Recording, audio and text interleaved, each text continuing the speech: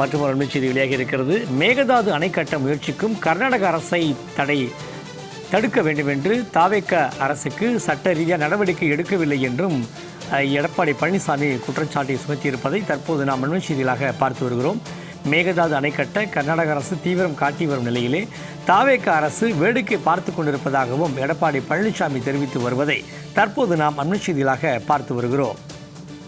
இது தொடர்பான கூடுதல் விவரங்களை தெரிவிக்கிறார் நமது செய்தியாளர் ஜெயலானி. மேகதாது அணை கட்ட முயற்சிக்கும் கர்நாடக அரசை தடை செய்ய கோரி தாவேக அரசு சட்ட ரீதியான நடவடிக்கை எதுவும் எடுக்கலை அப்படின்னு சொல்லி எடப்பாடி பழனிசாமி சொல்கிறார். கூடுதல் விவரங்களை பதிவிடுங்க. வணக்கம் சண்முகவேல். மேகதாது அணை கட்டும் தீவிர காட்டுவதற்கு கர்நாடக அரசு துணை முதலமைச்சர் தொடர்ச்சியாக பல்வேறு நடவடிக்கைகளை மேற்கொண்டு வருகிறார்.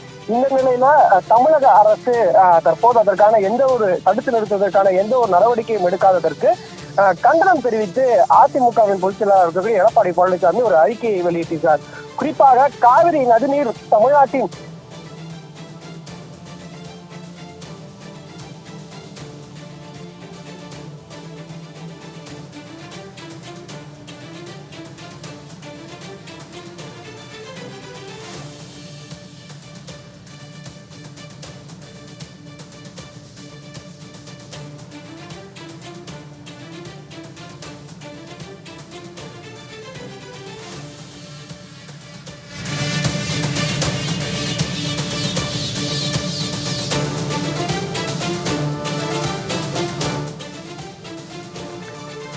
ஜெயலானி இணைப்பு துண்டிக்கப்பட்டிருக்கு. மறுபடியும் சொல்லுங்க. அதாவது மேகதாது அணை விவகாரத்தில் தாவேக அரசு முரண்பட்டு நிற்கிறது, அதற்கான நடவடிக்கை செய்யல அப்படிங்கிறத எடப்பாடி பழனிசாமி சொல்லியிருக்கிறார்.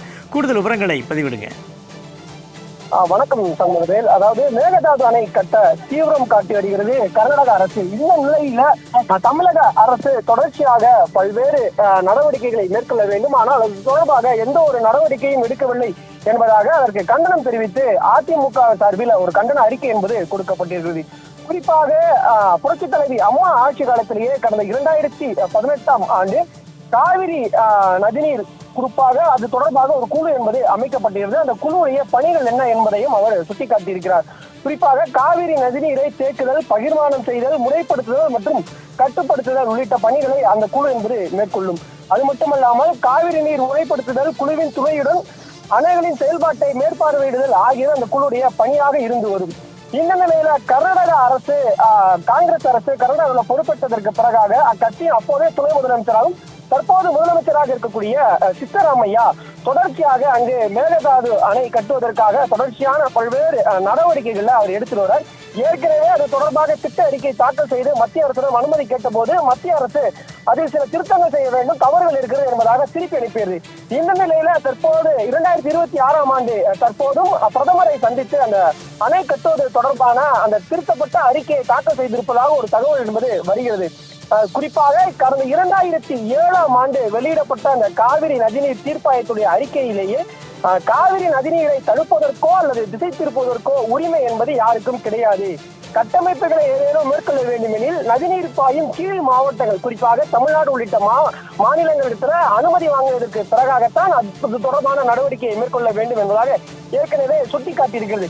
ஆனால் அவற்றையெல்லாம் பின்பற்றாமல் கர்நாடக அரசு தொடர்ச்சியாக அங்கு அணை கட்டுவதற்கான அடுத்த கட்ட பணிகளை மேற்கொண்டு வருகிறது. ஆனால் இதன் காரணமாக தமிழ்நாடு விவசாயிகள் தொடர்ச்சியாக பல்வேறு பாதிப்புகளை சந்தித்திருக்கிறார்கள் என்பதாக எடப்பாடி பழனிசாமி சுட்டிக்காட்டியிருக்கிறார்.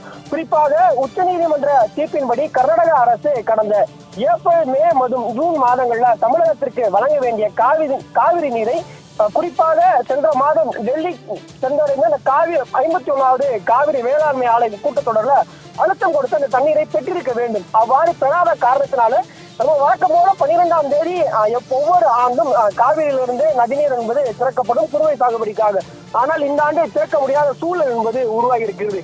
இதனால் தற்போது டெல்டா பகுதியில் இருக்கக்கூடிய விவசாயிகள் முழுவதுமாக பாதிப்புகளை சந்திக்கக்கூடிய சூழல் என்பது உருவாகி இருப்பதாக அவரது அறிக்கையில சுட்டிக்காட்டியிருக்கிறார்கள்.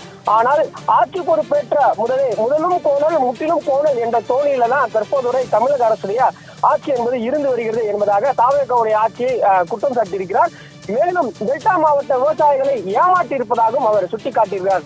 காங்கிரஸ் கட்சியை சார்ந்தவர்களுக்கு தமிழக அமைச்சரவையில் சேர்த்து அவர்களுக்கென ஒரு மரியாதை ஏற்படுத்தி கொடுத்த தாவேகா தலைவர் விஜய் அவர்கள் கர்நாடகா காங்கிரஸ் அரசிற்கு அழுத்தம் கொடுத்து மேகதாதுவில் அணை கட்டுவதை தடுத்து நிறுத்தவும் தமிழகத்திற்கு உரிய பங்கு நீரை பெறவும் முயற்சிக்குமாறு தமிழக வெற்றி கழக அரசிற்கு எடப்பாடி பழனிசாமி தரப்புல கோரிக்கை வைப்பதாக அந்த அறிக்கையில சுட்டிக்காட்டியிருக்காரு. இந்த அறிக்கையோட சாராம்சம் என்னவென்பது, தமிழக அரசு தொடர்ச்சியாக கர்நாடக அரசிற்கு அழுத்தம் கொடுக்காத காரணத்தினால காவிரி நீர் பெற முடியாத சூழல் என்பது ஏற்பட்டுவிட்டது.